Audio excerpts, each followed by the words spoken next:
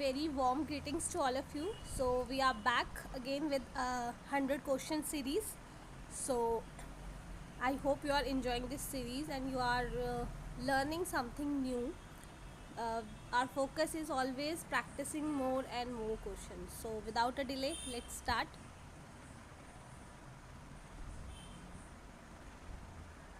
Now our first question is, suppose if modulus of z1, z2, z3 is equals to 1 and z1 plus z2 plus z3 equals to 0. Okay, then area of triangle whose vertices are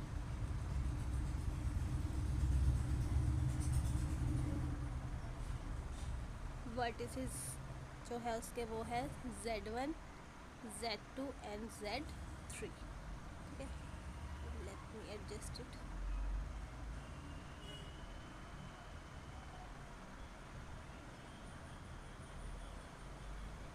ठीक है, now it's clear to you. ठीक है, now this is the question in front of us. Let me write the options as well. A 3 root 3 upon 4, B is root 3 upon 4, C is 1 and D is 2.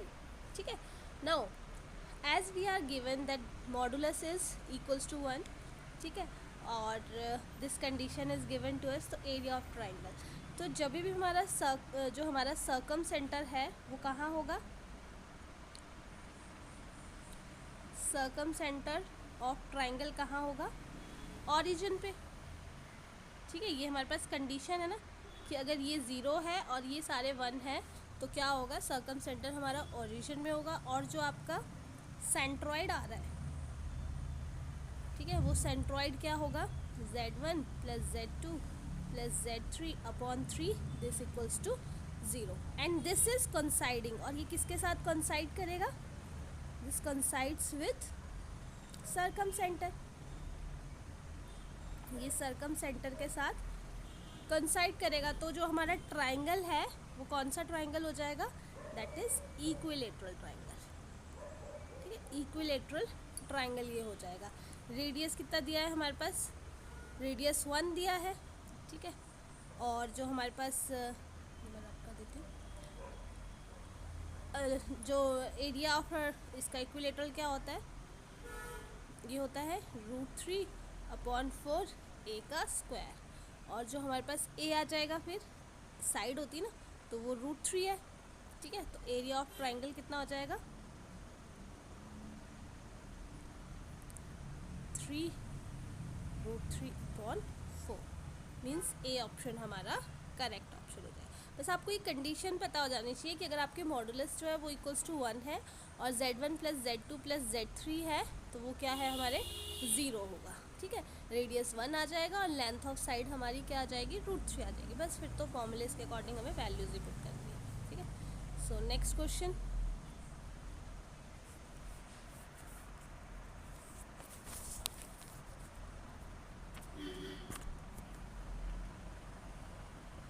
Now next question है हमारे पास कि if z1, z2, z3, z4 are distinct complex number. If z1, z2, z3 and z4 are distinct complex numbers representing the vertices. ये क्या है? हमारे vertices है quadrilateral A, B, C and D.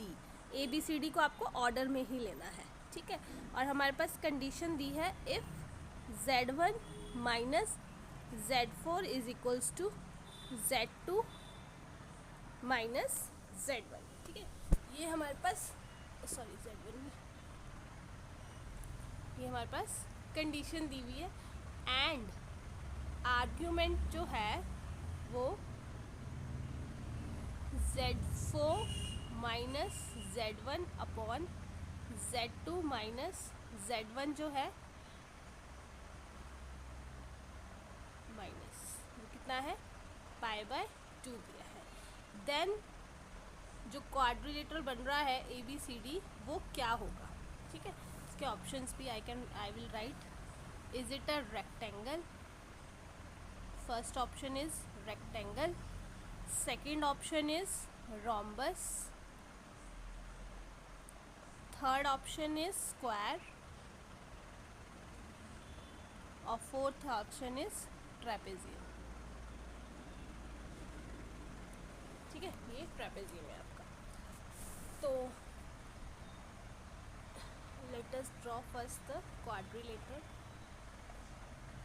ये कुछ क्वाड्रिलेटरल हमारे पास बन रहा है, ABC एंड D। A हमारा क्या है, Z1 है, B क्या है, Z2 है, C क्या है, Z3 है और D क्या है, Z4 है, ठीक है। तो फर्स्ट कंडीशन जो हमारे इम्प्लाई कर रही है, फर्स्ट कंडीशन क्या है, Z1 ओके Z1, हाँ। अब ये है ना, देखो इसको मैं ऐसा कर सकती हूँ, इस चीज़ को पर्टिकुलरली को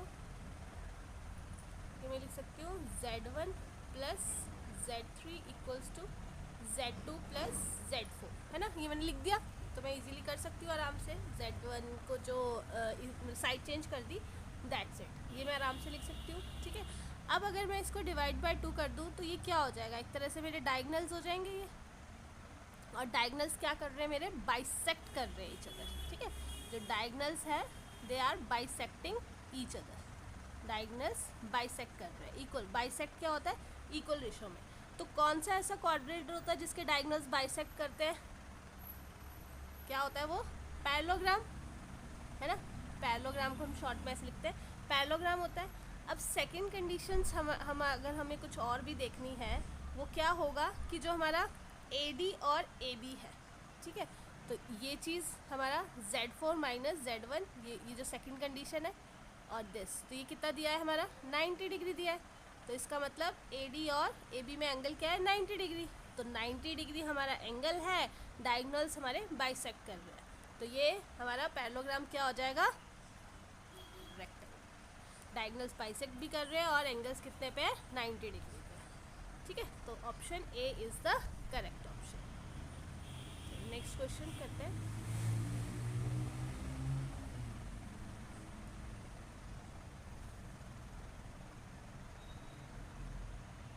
Solving such questions are helping to revise our quite many things। इसीलिए जब आप हम क्वेश्चंस करते हैं ना, तो उसमें हमारा काफ़ी सारी चीज़ें रिवाइज हो जाती है। और वैसे भी जब भी आपके पास क्वेश्चन आता है तो किसी एक कॉन्सेप्ट पे नहीं आएगा, it will consist of numerous of concepts. Now next question you have, divide by,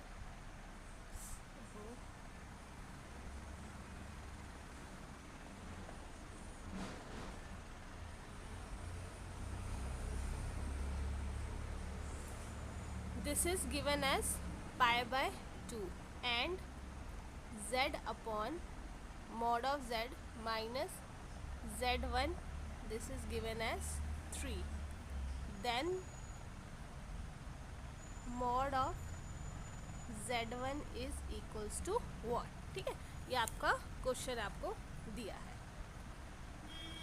now अब हमारे पास दो कंडीशंस दी है, तो कहीं ना कहीं आपको दिख रहा है कि इसमें हमारा क्या, ज्योमेट्री तो यूज़ होगी ही होगी। अगर आप डायग्राम सही बना दो, डायग्राम्स, ग्राफ्स, ज्योमेट्री, ये कर्व ट्रेसिंग, अगर ये आपको बहुत अच्छे से आ रही ना, तो फिर तो आपका क्वेश्चन आराम से सॉल्व हो गया। तो they plays a very important role. तो इसकी जो ज्योमेट्री है वो हम थोड़ा समझते हैं कि वो कैसे बनेगी, ठीक है। ये इस तरीके से ये हमारा सर्कल बन रहा है, ठीक है। तो अगर हमारा, अगर z, मैं इसको कर दूँ this z into Z1 minus z this, तो ओके। अगर मैं इसको, इस चीज़ को लिखूँ तो इसको मैं ऐसे लिख सकती हूँ, Z1 mod of z minus z and upon z, ठीक है। और ये मेरा आ जाएगा Z1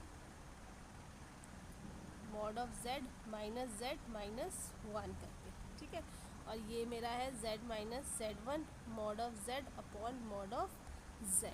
तो कहीं ना कहीं इसमें मुझे क्या दिख रहा है कि अगर मेरा जो Z1 है Z1 ये है, ठीक है, और जो Z इंटू जेड है, ठीक है, वो क्या होगा मेरा, तो ये हो जाएगा Z इंटू जेड, ठीक है।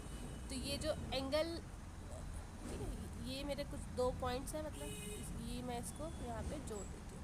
तो ये मेरा टेंजेंट है एक तरह से, और सेंटर से टेंजेंट आ रहा है, तो ये मेरा क्या होगा 90 डिग्री। तो आराम से आपका 90 डिग्री है, तो हमें पता है, हमने दो बस Z1 Z into Z mod Z बस हमने बना दिया, ठीक है, और हमने कुछ भी नहीं किया है। नाउ अब अगर हम यहाँ से इस वाली चीज़ से देखें, तो अगर हमें इसका मॉड निकालना है, Z माइनस ये Z1 आ जाएगा, एंड दिस इज हमारे पास 3 दिया है, ठीक है, आपको ये चीज़। अब अगर मैं यहाँ पे, हाँ ठीक है, अब अगर मुझे इसका मॉडुलस निकालना है तो कैसे निकालना होगा, रियल पार्ट का स्क्वायर और इमेजिनरी पार्ट का स्क्वायर, ठीक है, तो यही आएगा मेरा। आपने इसमें जो, हाँ Z1, तो ऑप्शंस पे मैं लिख देती हूँ कि इसके ऑप्शंस क्या थे, यहाँ पे लिख देती हूँ। तो ऑप्शन इसके थे √26, बी है मेरा √10, सी ऑप्शन है √3, एंड डी ऑप्शन है 2√2, ठीक है, इसमें लिख देती हूँ 2√2, 2√2। तो हमने क्या किया, हमने पहले Z1 एक Z1 पॉइंट ले लिया, एक Z इंटू जेड बार ले लिया, ठीक है। उसके बाद क्या किया, हमें पता लग रहा है कि उनके बीच का जो एंगल है वो 90 डिग्री है, क्योंकि हमें ऑब्वियसली दिया है ये यहाँ पे 90 डिग्री हमें गिवन है, ठीक है। अब यहाँ से हम क्या कर सकते हैं, Z1 का मॉड इजीली निकाल सकते हैं।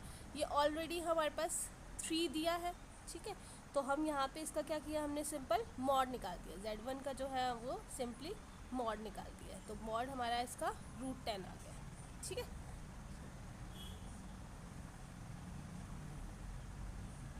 चलो नेक्स्ट क्वेश्चन करते हैं। कॉम्प्लेक्स में आपको मैंने पहले भी बोला था कि द ओनली थिंग इज़ कि यू कीप ऑन राइटिंग, आप लिखते रहो बस, ठीक है। किस या तो पोलर फॉर्म यूज़ होगा, या मॉडुलस की प्रॉपर्टीज़ यूज़ होगी, या आर्ग्यूमेंट यूज़ होगा, कुछ ना कुछ तो यूज़ होने ही वाला है आपका, ठीक है। चलो नेक्स्ट पॉइंट नहीं, नेक्स्ट क्वेश्चन हमारे पास है, Z1 दिया है 3 प्लस √3 आयोटा, Z2 दिया है 2√3 प्लस 6 आयोटा, ठीक है, और ये क्या है, हमारे कॉम्प्लेक्स प्लेन में है, ठीक है।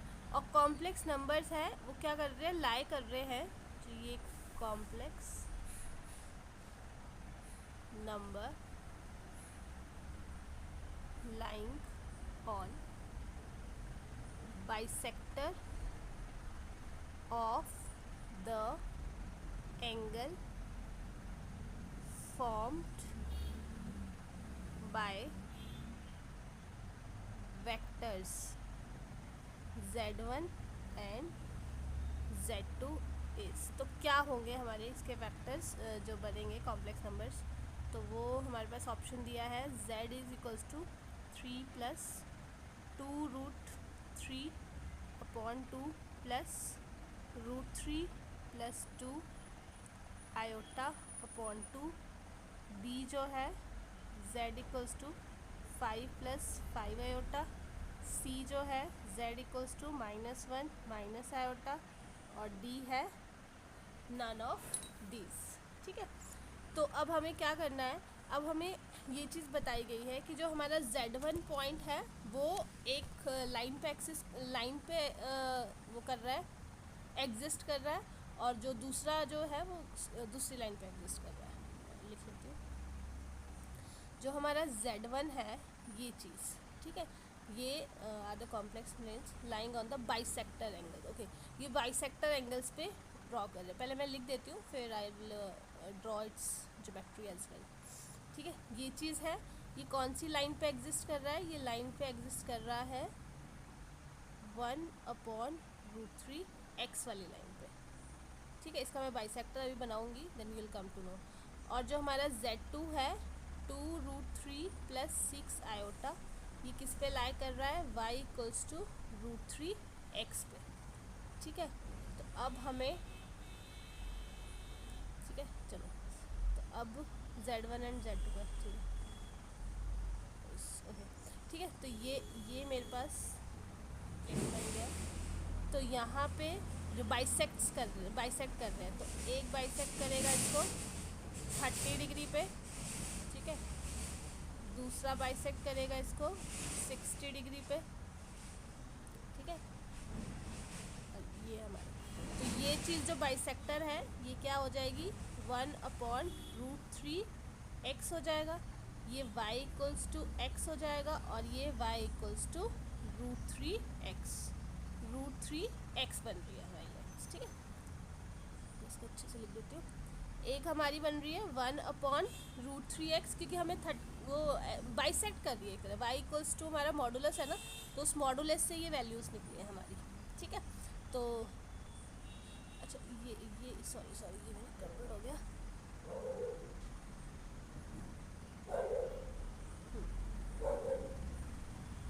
ये आपका 60 होगा और ये तो आपका 45 पे होगा ना, ये आपका 45 पे होगा। नाउ आपका जो फर्स्ट है वो इस वाली लाइन पे जा रहा है, सेकंड जो है वो इस वाली लाइन पे जा रहा है, तो जो सेंटर वाला है वो किस पे जा रहा है, y इक्वल्स टू x पे जा रहा है ना। अभी समझ रहे हो कि जो आपका फर्स्ट वाली चीज़ है 3 प्लस दिस, ये इस पे जाएगी, और 2√3 + 6 आयोटा है वो हमारी 60 डिग्री पे जाएगी। तो जो बीच वाला एंगल है, और 45 कब होगा, 45 ऑब्वियसली इस वाले केस में होगा, बी वाले केस में ही 45 आएगा, क्योंकि इस केस में करेंगे तो ये माइनस, ये हमारा 4th क्वाड्रेंट में आ रहा है, इस वाले केस में हम करेंगे तो ये तो 45 आ ही नहीं रहा है, तो option B is your right option, ठीक है।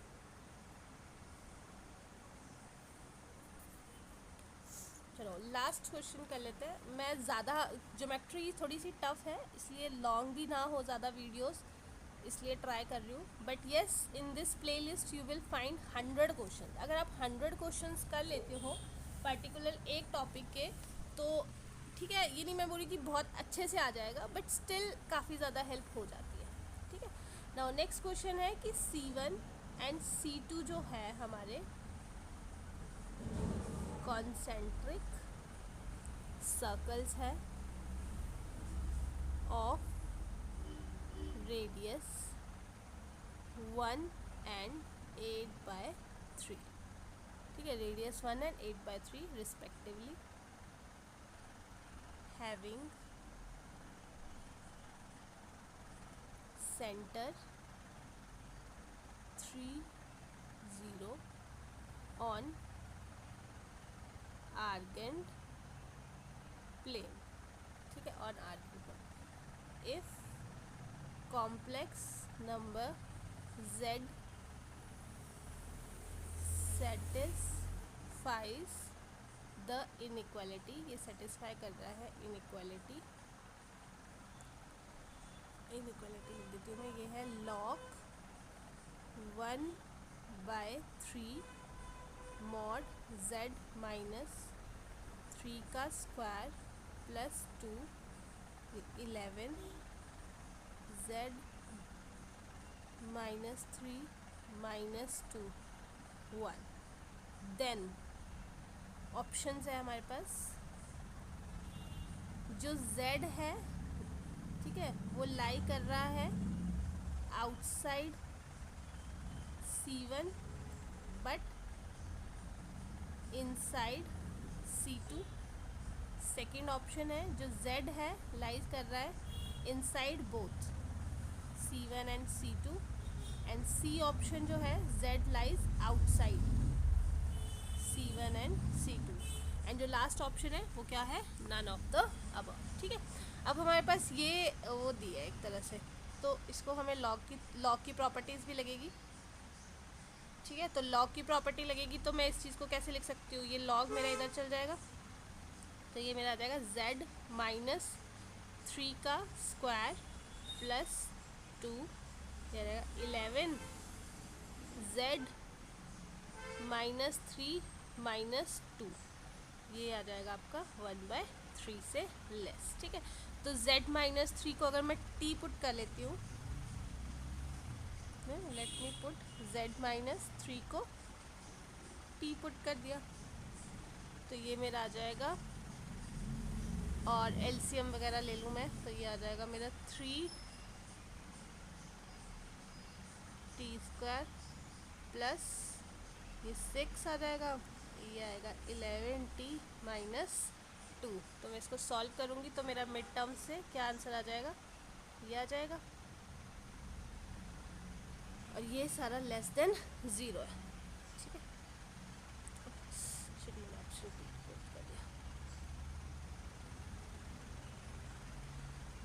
ये ऑप्शन था कि आउटसाइड C1 के होगा और इनसाइड C2 के होगा। ठीक है, ये ऑप्शन आ गया था मेरा।